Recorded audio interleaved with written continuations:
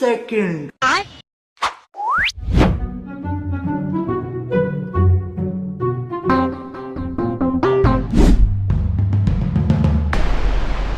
কিরে বন্ধু তুই 300 টাকা পাসো? শালা ধীরে কথা কও।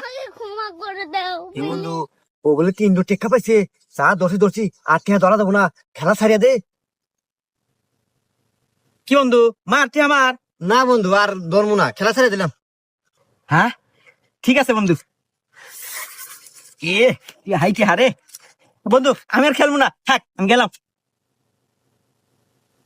শালার কপাল কি রে, 300 টাকা পাইলো। হ্যাঁ হাই রে কপাল, আমার ঘরে এবার কপাল কোনো হলো না না।